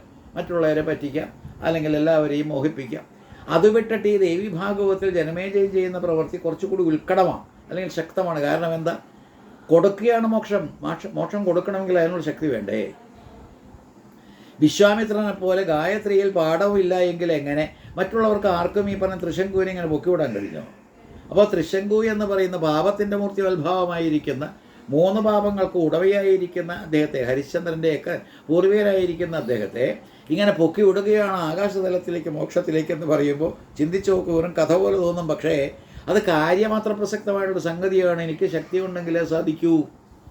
മന്ത്രങ്ങളെല്ലാം തന്നെ പുരസ്കരണത്തിന് വിധേയമാക്കിക്കൊണ്ട് ശക്തി സമാർജിക്കുന്ന സമ്പ്രദായം ആ സനാതനത്തിൻ്റെതാണ്. ഈ സനാതനധർമ്മത്തിൻ്റെ മാർഗങ്ങളെല്ലാം തന്നെ വികലമാക്കിയതിന് ഉത്തരവാദി നമ്മൾ തന്നെയാണ്. അവിടെയും പുരസ്കരണമില്ലാതെ മന്ത്രവാദവും പുരസ്കരണമില്ലാതെ മന്ത്രങ്ങളെയെല്ലാം തന്നെ വ്യതിചലിക്കുന്ന രീതിയിൽ കൊണ്ടു നടക്കലും ആ മന്ത്രങ്ങളെയെല്ലാം തന്നെ ദുരുപയോഗപ്പെടുത്തലും മന്ത്രമൂർത്തികളെയെല്ലാം തന്നെ ചേടിവേലയെടുക്കുന്ന ദാസിമാരായിട്ട് ഇങ്ങനെ ഉപയോഗിക്കലും വന്നപ്പോഴാണ് നശിച്ചത്. ഉറപ്പിച്ച് പറയണം. ഏതൊരു ഇഷ്ടദേവതയാണോ നമ്മൾ വാസ്തവത്തിൽ ഉപാസനയ്ക്ക് വിധേയമാക്കുന്നത്, ആ ഇഷ്ടദേവതയെ ഉപയോഗിക്കാനുള്ളതല്ല. നമ്മൾ കണ്ടുവരുന്ന ചാത്തൻ സേവ, കാളി സേവ, ഹനുമാൻ സേവ, ഈ സേവ, ഇത്തരത്തിലുള്ള സേവകളെല്ലാം തന്നെ ഇഷ്ടമൂർത്തികളെ ഉപയോഗപ്പെടുത്തിക്കൊണ്ട് അവയെ കൊണ്ട് വേല ചെയ്യിക്കുക, ഓരോരോ പ്രവൃത്തികൾ ചെയ്യിക്കുക, അവനെ ചെന്ന് തല്ല് കൊല്ല്. അങ്ങനെ ദുഷ്ടകർമ്മങ്ങളെല്ലാം തന്നെ ചെയ്തു പോകുമ്പോൾ ഉണ്ടാകുന്ന കഷ്ടം എന്താ? നമ്മളിവിടെ കിടക്കും. ഒരു ഉയർച്ചയുമില്ലാതെ താഴത്തെ തട്ടിൽ പ്രേതമായിട്ടോ അതിനേക്കാൾ ഏറ്റവും മോശമായിരിക്കുന്ന നരകപ്രാപ്തി ഇതെല്ലാം തന്നെ ഉണ്ടാകാൻ കാരണം ഇതാണ്. അപ്പോൾ എല്ലാ തരത്തിലും ഈ പറയുന്ന ജനമേജയൻ്റെ ദേവീഭാഗവതം അല്ലെങ്കിൽ അമ്പായജ്ഞം നടത്തിക്കൊണ്ട് വേദവ്യാസരെ അച്ഛന് മോക്ഷം കൊടുക്കുന്ന രീതിയും, അതുകൂടാതെ ഈ വേദവ്യാസ സന്തതിയായിരിക്കുന്ന സന്തതിയായിരിക്കുന്ന ശുഖബ്രഹ്മം പരീക്ഷത്തിന് നേരിട്ട് മോക്ഷം കൊടുക്കുന്ന രീതിയും, അദ്ദേഹം സ്വന്തം ഇങ്ങനെ മോക്ഷപ്രാപ്തനാകുന്ന രീതിയും നോക്കൂ. അച്ഛനും മകനും അച്ഛനും മകനും. ഈ അച്ഛനും മകനും എന്ന് പറയുന്ന രണ്ട് തട്ടിൽ നിൽക്കുന്ന രണ്ട് വ്യക്തികളെ കൊണ്ട് ഉണ്ടായ ദേവീഭാഗവതവും ഭാഗവതവും നമ്മൾ എത്രമാത്രം അനുഗ്രഹിച്ചിട്ടുണ്ടെന്ന് ചിന്തിച്ചു നോക്കൂ.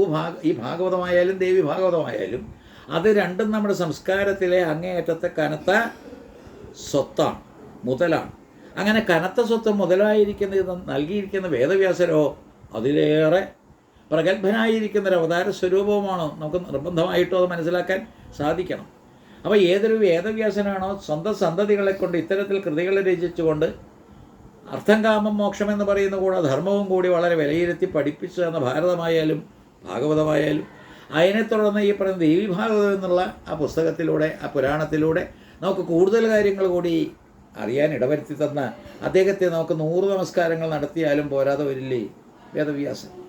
വേദത്തെ വ്യസിക്കുക എന്ന് പറയുന്ന വ്യാസത്തിൻ്റെ പ്രത്യേകതയെല്ലാം തന്നെ ഉൾക്കൊണ്ടുകൊണ്ട് ഈശ്വരനെ കണ്ടുപിടിക്കാൻ ഏതെല്ലാം മാർഗങ്ങൾ അവലംബിച്ച് സാധിക്കുമോ അതെല്ലാം തന്നെ അവലംബിച്ച് ഏതൊരു ഈശ്വര സ്വരൂപത്തെയാണോ നിർബന്ധമായിട്ടും മനുഷ്യൻ അറിയേണ്ടത്, അതിനുള്ള മാർഗങ്ങൾ ഈ 2 ഭാഗവതം മാത്രമല്ല, എന്തെല്ലാം പുരാണങ്ങൾ. അപ്പോൾ അതേ രീതിയിൽ 18 പുരാണങ്ങളും 18 ഉപപുരാണങ്ങളും എല്ലാം തന്നെ സൃഷ്ടിച്ച് മാനവരാശിക്ക് കനത്ത സംഭാവന നൽകിക്കൊണ്ട് ഏറ്റവും ശക്തമായിരിക്കുന്നൊരു ഭാവത്തെ ആർജിക്കാൻ ഉപദേശിച്ച, അതിന് മാർഗം സൃഷ്ടിച്ച എന്ന അദ്ദേഹത്തെയാണ് ഈ പുരാണങ്ങളിലൂടെ കാണേണ്ടത്. സാധാരണ ഒരു വ്യക്തിത്വമല്ല, സാധിക്കില്ല. സാധാരണ ഒരു കഥാകൃത്ത് കഥകളെ രചിച്ചാൽ അതിന് പരിധികളുണ്ട്, പരിമിതികളുണ്ട്. ഇത് അതിനെല്ലാം തന്നെ അതീതമായിരിക്കുന്ന, അല്ലെങ്കിൽ എല്ലാ തരത്തിലും അങ്ങേയറ്റത്തൊരവസ്ഥയെ പ്രാപിച്ചിരിക്കുന്ന വേദവ്യാസൻ്റെ വ്യാസം. വേദവ്യാസൻ്റെ ആ വ്യാസവും അതിൻ്റേതായിട്ടുള്ള അർദ്ധവ്യാസം എന്ന് പറയുന്ന റേഡിയസും അതെല്ലാം തന്നെ ഉപയോഗിച്ചുകൊണ്ട് വൃത്താകാരത്തിലുള്ള ഈശ്വരൻ്റെ മഹിമ, പൂർണ്ണതയുടെ പ്രതീകമായിരിക്കുന്ന ഈശ്വരൻ്റെ വ്യാസത്തിലൂടെ കണ്ടുപിടിക്കുന്ന വൃത്തത്തിൻ്റേതായിട്ടുള്ള ആ വ്യാപ്തിയും അതിൻ്റെ വിസ്താരവും ഇതെല്ലാം തന്നെ മനസ്സിലാക്കുന്ന രീതിയിലേക്ക് 2 ഭാഗവതവും നമ്മളെ കൊണ്ടുചെല്ലണം. വേദവ്യാസനാണ് സൃഷ്ടികർത്താവ്. അപ്പോൾ എല്ലാ തരത്തിലും വേദവ്യാസനും ഈ പറയുന്ന അദ്ദേഹത്തിൻ്റെ സന്തതിയായിരിക്കുന്ന ശുഖബ്രഹ്മവും പരീക്ഷിത്തും അദ്ദേഹത്തിൻ്റെ സന്തതിയായിരിക്കുന്ന ജനമേജയനും ഈ 4 കഥാപാത്രങ്ങളിലൂടെ 2 പുരാണങ്ങൾ നമ്മൾ കൈകാര്യം ചെയ്യുമ്പോൾ അതിലൂടെ ഗഹനമായിരിക്കുന്ന തലങ്ങളിലേക്ക് എത്താൻ ഒരു മനസ്സുണ്ടാക്കി എടുത്തില്ല എങ്കിൽ വളരെ കഷ്ടമാണെന്ന് പറയാതെ നിവൃത്തിയില്ല. ഇത്തരത്തിൽ ചിന്തിക്കുമ്പോഴാണ് ഈ പറയുന്ന ദേവീഭാഗവതത്തിലെ ശ്ലോകാർത്ഥമെന്ന് പറയുന്ന സർവം ഖല്ലിതമേവാഹം നാന്യതസ്തി സനാതനം മുൻപ് സൂചിപ്പിച്ചു. അതുപോലെ ഭാഗവതത്തിലെ ചതുശ്ലോകിയിലെ ആദ്യത്തെ ശ്ലോകം അഹം ഏവാസം ഏവാഗ്രേ നാന്യത സതസത് പരം പശ്ചാത്തഹം യഥേതച്ചായോ അവശേഷിയേത സോസ്മ്യഹം. ഇത് രണ്ടും നമ്മൾ കമ്പയർ ചെയ്തുകൊണ്ട് മുന്നോട്ട് പോകുമ്പോഴാണ് എവിടെയാണ് വ്യത്യാസം, എങ്ങും വ്യത്യാസമില്ല. ദേവീഭാഗവതമെല്ലാം തന്നെ ഇത്തരത്തിൽ അർത്ഥശ്ലോകത്തിലൂടെ ഒരു അശരീരിയായിട്ട് ഇങ്ങനെ കേട്ടത് പ്രളയജലത്തിൽ കിടക്കുന്ന ആ ശ്രീകൃഷ്ണ പരമാത്മാവിൻ്റെ ആ കുട്ടി ബാലരൂപമാണ്. ബാലരൂപം എന്ന് പറയുമ്പോൾ സൃഷ്ടിയുടെ തുടക്കം, പ്രത്യേകിച്ച് ഈ പ്രളയത്തിലുണ്ടായ സൃഷ്ടിയുടെ പ്രതീകമായിട്ട് ആലിലയിൽ കിടക്കുന്ന യോനീരൂപമായ പാർവതിയുടെ യോനീരൂപമായിരിക്കുന്ന ആലിലയിൽ ശയിക്കുന്ന ശിശു അന്താളിച്ചു അല്ലെങ്കിൽ അതിശയിച്ചു എങ്കിൽ നമുക്കും അതിശയിക്കാനില്ല. ചുറ്റുപാടും ഇങ്ങനെ നോക്കുമ്പോൾ എന്തെന്നില്ലാത്തൊരു അന്താളിപ്പ് വരാനിടയുണ്ട്. ബ്രഹ്മദേവൻ പോലും പത്മത്തിൽ ഏതൊരു നാഭീപത്മത്തിലാണോ അദ്ദേഹം ഇങ്ങനെ ജനിച്ചത്, അവതരിച്ചത്, അദ്ദേഹം പോലും ചുറ്റുപാടിങ്ങനെ നോക്കിയപ്പോൾ അന്താളിച്ചു എന്നല്ലേ കഥ. അതിൻ്റെ ഫലമായിട്ട് ഒരു തല 4 തലയായി മാറി എന്നൊരു കഥ കൂടിയില്ലേ. അപ്പോൾ എല്ലാ തരത്തിലും നമ്മുടെ ചുറ്റും നമ്മൾ പരിശോധിക്കുമ്പോൾ നമുക്ക് മനസ്സിലാക്കാൻ പറ്റാത്തൊരു രീതിയിൽ ഈ പ്രപഞ്ചത്തെ കാണുമ്പോൾ നമ്മൾ അതിശയിക്കും. അവിടെയാണ് ഇതിൻ്റെ തത്വം എന്താ, അർത്ഥമെന്താ എന്ന് പറഞ്ഞു കൊടുക്കുന്ന അമ്മ സർവം ഖല്ലിതമേവാഹം നൈനരസ്യ സനാതനം എന്ന് പറഞ്ഞത്. അത്തരത്തിൽ നാരായണ സ്വരൂപം എന്ന് പറയുന്ന പരബ്രഹ്മം അല്ലെങ്കിൽ പുരുഷൻ അത് പറഞ്ഞത് എന്താ, അഹം ഏവാസമേവാക്രിയെന്ന അന്യത്തെ പരം പശ്ചാത്തഹം യഥേതച്ചായോ അവശിഷ്യേത സ്വസ്മ്യഹം. രണ്ടിലും നമ്മളിങ്ങനെ കൈകാര്യം ചെയ്യുന്ന വേളയിൽ നമുക്ക് കാണാൻ കഴിയുന്നത് പുരുഷനായും അല്ലെങ്കിൽ പ്രകൃതിയായിട്ടും വർത്തിക്കുന്ന ബ്രഹ്മസ്വരൂപം ഈശ്വരൻ്റെ 2 മുഖങ്ങളായിരിക്കുന്ന പ്രകൃതി പുരുഷന്മാർ, അവരെ രണ്ടുപേരെയും പറഞ്ഞു തരുന്ന വേദവ്യാസൻ ഒരേ ഭാവത്തിലാണ്. ഇതിനെല്ലാത്തിനും എല്ലാം ഞാനാണ് എന്നുള്ള മട്ടിൽ പറഞ്ഞു തരികയാണ്. അപ്പോൾ എല്ലാം ഞാനാണ് എന്ന് പറയുന്ന ഇവിടെ നമ്മൾ ഓരോരുത്തരും അനുവാചകന്മാർ, ശ്രോതാക്കൾ, അല്ലെങ്കിൽ ഭക്തന്മാരെന്ന് പറയുന്ന, അല്ലെങ്കിൽ സനാതന ധർമ്മികളെന്ന് പറയുന്ന നമ്മൾ അത്തരത്തിൽ ആ ഞാനെന്ന് പറയുന്ന ആ പദത്തെ സ്വീകരിച്ചുകൊണ്ട് ഞാൻ ഈ ഞാനായിട്ട് മാറാം. അപ്പോൾ ആ ഞാൻ ഈ ഞാനായിട്ട് മാറിക്കഴിഞ്ഞാൽ കിട്ടുന്നത് ഇതിൻ്റെ തത്വഗ്രഹണമാണ്. ഇത് മനസ്സിലാക്കാൻ സാധിക്കും. അപ്പോൾ ഇത് മനസ്സിലാക്കേണ്ടത് അനിവാര്യമായതുകൊണ്ട് ഇത്തരത്തിൽ ആ പറയുന്ന രണ്ടും അർദ്ധശ്ലോകമായാലും ചതുശ്ലോകിയായാലും അതെല്ലാം തന്നെ മനസ്സിലാക്കിക്കൊണ്ട് പോകുമ്പോൾ ഒന്ന് പുരുഷൻ പറയുന്നത്, ഒന്ന് പ്രകൃതി പറയുന്നത്, പുരുഷപ്രകൃതികൾ രണ്ടും കൂടി കൂടുമ്പോഴേ ബ്രഹ്മഭാവമാകുന്നുള്ളൂ. അത്തരത്തിൽ വരുമ്പോൾ മാത്രമേ പൂർണ്ണതയുള്ളൂ. അങ്ങനെ പുരുഷപ്രകൃതികളുടെ സമന്വയം അല്ലെങ്കിൽ അവരുടെ സമഗ്രമായിട്ടുള്ള യോജിപ്പ് അത് വരുമ്പോൾ കിട്ടുന്ന പൂർണ്ണത, അത് ബ്രഹ്മം, അത് സത്യം. ആ പരമമായിട്ടുള്ള സത്യത്തിലേക്കാണ് ഈ 2 ഭാഗവതവും നമ്മെ നയിക്കുന്നത് എന്ന് പറഞ്ഞുകൊണ്ട് നമുക്ക് നിർത്താം. ഏതായാലും അതിഗഹനമായിരിക്കുന്ന രീതിയിൽ 2 ഭാഗവതത്തെയും നമ്മൾ കൈകാര്യം ചെയ്യാനുള്ളൊരു മനസ്സുണ്ടാക്കിയെടുക്കുക, ആ രീതിയിലുള്ളൊരു പ്രവണത വച്ച് പുലർത്തുക എന്ന് പറഞ്ഞുകൊണ്ട് സർവചൈതന്യരൂപാന്താം ആദ്യാം വിദ്യാം ച ധീമഹി ബുദ്ധിം യാ ന പ്രചോദയാത്. ഓം സർവചൈതന്യരൂപാന്താം ആദ്യാം വിദ്യാം ച ധീമഹി ബുദ്ധിം യാ ന പ്രചോദയാത്. ഓം സർവചൈതന്യരൂപാന്താം ആദ്യാം വിദ്യാം ച ധീമഹി ബുദ്ധിം യാ ന പ്രചോദയാത്. ഓം നമഃ ചണ്ഡികായൈ നമോ.